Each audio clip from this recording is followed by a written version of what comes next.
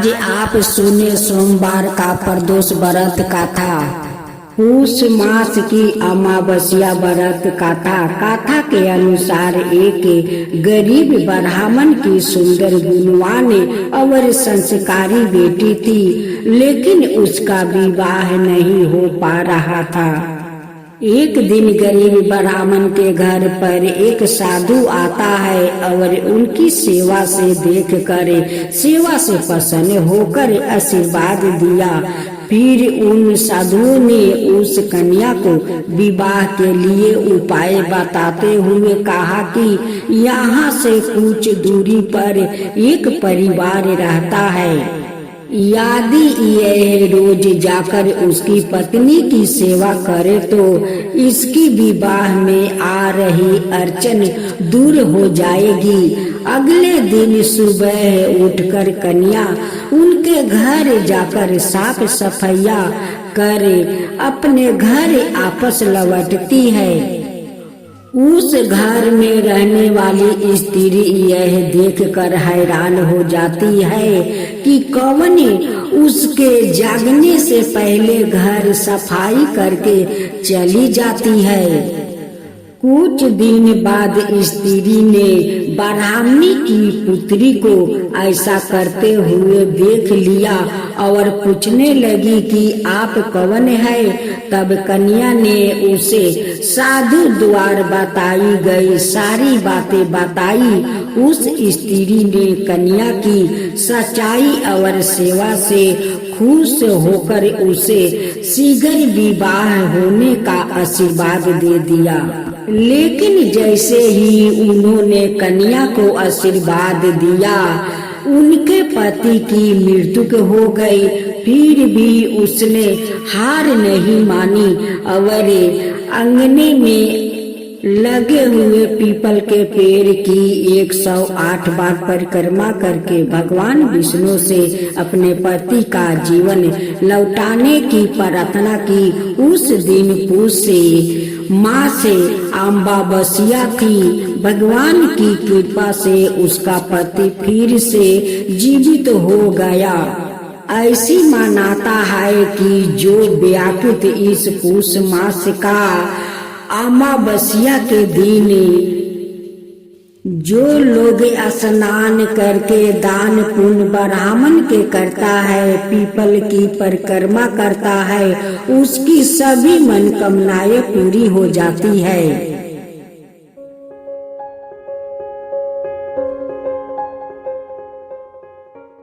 आज आप सुने महाशिवरात्रि का व्रत कथा। एक बार पार्वती ने भगवान शिव शंकर से पूछा, ऐसा कौन सा श्रेष्ठ है और सरल व्रत पूजन है जिससे मृतक लोग के प्राणी आपकी कृपा सहज ही प्राप्त कर लेते हैं। उत्तर में शिव जी ने पार्वती को शिवरात्रि के व्रत का विधान बताकर यह कथा सुनाई। एक गांव में एक शिकारी रहता था। पशुओं की हत्या करके वो अपने कुटुंब को पालता। वो एक साहूकार का ऋणी था, लेकिन उसका ऋण समय पर ना चुका सका। क्रोधवश साहूकार ने शिकारी को शिव माठ में बंदी बना लिया।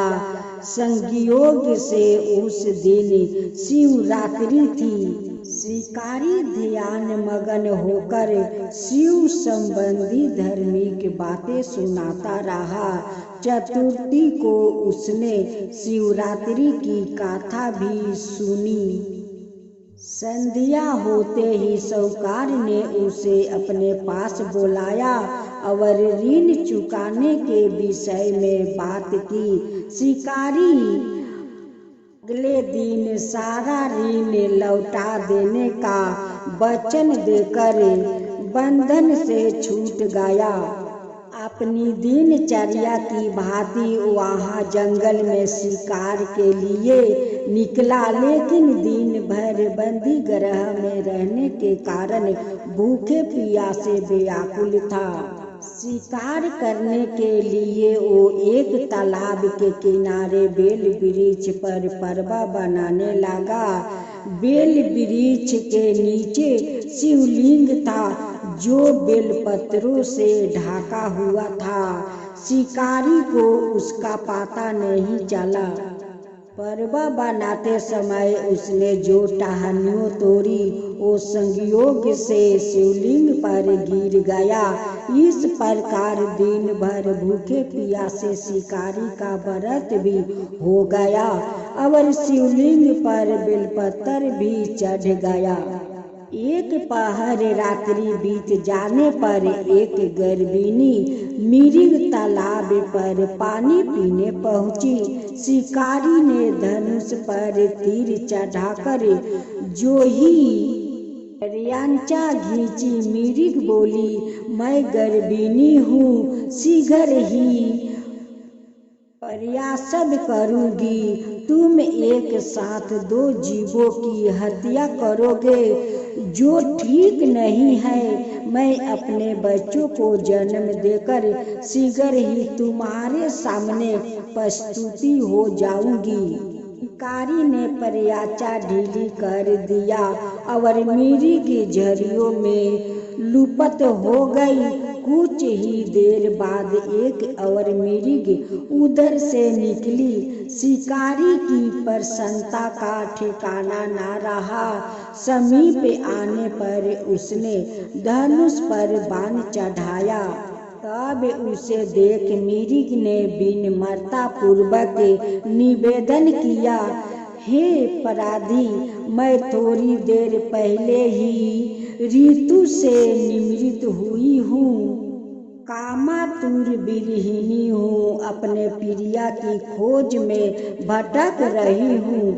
मैं अपने पति से मिलकर शीघ्र ही तुम्हारे पास। शिकारी ने उसे भी जाने दिया। 2 बार शिकार खोकर उसका माथा ठनका। वो चिंता में पड़ गया। रात्रि का आखिरी पहर बीत रहा था। तभी एक अन्यायी मिर्ग अपने बच्चों के साथ उधर से निकली। शिकारी के लिए यह स्वनिधि में अवसर था। उसने धनुष पर तीर चढ़ाने में देर ना लगाई। वो तीर छोड़ने ही वाला था कि मिर्ग बोली, हे अपराधी, मैं इन बच्चों को पिता के हवाले करके लौट आऊंगी। इस समय मुझे मत मार। शिकारी हंसा और बोला, सामने आया शिकार को छोड़ दूं? मैं ऐसा मूर्ख नहीं हूँ। इससे पहले मैं 2 बार अपना शिकार खो चुका हूँ। मेरे बच्चे भूखे प्यासे से तड़प रहे होंगे। उत्तर में मिर्ग ने फिर कहा, जैसे तुम्हें अपने बच्चों की ममता सता रही है, ठीक वैसे ही मुझे भी। इसलिए सिर्फ बच्चों को नाम पर मैं थोड़ी देर के लिए जीवन दान मांग रही हूँ। हे अपराधी, मेरा विश्वास कर। मैं इन्हें इनका पिता के पास छोड़कर तुरंत लौटने की प्रतिज्ञा करती हूँ। मिर्ग का दिन सवेर सुनकर शिकारी को उस पर दया आ गई। उसने उस मिर्ग को भी जाने दिया। शिकार के अभाव में बेलपत्र पर बैठा। शिकारी बेलपत्र तोड़ कर नीचे फेंकता जा रहा था। फटने को हुई तो एक हष्ट पुष्ट मिर्ग उसी रास्ते पर आया। शिकारी ने सोच लिया कि इसका शिकार वो अवश्य करेगा। शिकारी की 3 प्रयाचा देखकर मिर्ग विनीत स्वर में बोला, हे अपराधी भाई, यदि तुमने मुझसे पहले आने वाली 3 मिर्गियों और छोटे छोटे बच्चों को मार डाला है तो मुझे भी मार देना। विलंब ना करो ताकि उनके वियोग में मुझे एक क्षण भी दुख ना सहन पड़े। मैं उन मृगियों का पति हूँ, यदि तुमने उन्हें जीवन दान दिया है तो मुझे भी कुछ क्षण जीवन दान देने की कृपा करो। मैं उनसे मिलकर तुम्हारे सामने उपस्थित हो जाऊंगा। मृग की बात सुनते ही शिकारी के सामने पूरी रात का घटना चक्कर घूम गया। उसने सारी कथा मृग को सुना दी। तब मृग ने कहा, मेरी तीनों पत्नियों जिस प्रकार प्रतिज्ञाबद्ध होकर गई है, मेरी मृत्यु से अपने धर्म का पालन नहीं कर पाएगी। अत जैसे तुमने उसे विश्वास पत्रा मान कर छोड़ा है, वैसे ही मुझे भी जाने दो। मैं उन सब के साथ तुम्हारे सामने शीघ्र ही उपस्थित होता हूँ। उपवास, रात्रि जागरण और शिवलिंग पर बेलपत्र चढ़ाने से शिकारी का हिंसक हृदय निर्मल हो गया था। उसमें भगवत शक्ति का वास हो गया था। धनुष और बाण उसके हाथ से सहज ही छूट गया। भगवान शिव की अनुकंपा से उसका हिंसक हृदय करुणक भाव से भर गया। वो अपने अतीत के कर्मों को याद करके ताप की ज्वाला में जलने लगा। थोड़ी ही देर बाद मृग सपरी बार शिकारी के समस्त उपस्थित हो गया ताकि वो उनका शिकार कर सके, किंतु जंगली पशुओं की ऐसी सत्यता, सात्विकता एवं सामूहिक प्रेम भाव देखकर शिकारी को बड़ी गलनिया हुई। उसके नेत्र से आंसुओं की झड़ी लग गई। उस मृग परिवार को ना मार कर शिकारी ने अपने कठोर हृदय को जीव हिंसा से हटा दिया, सादा के लिए कोमल एवं दयालु बना लिया। देवलोक से समस्त देव समाज भी इस घटना को देख रहा था।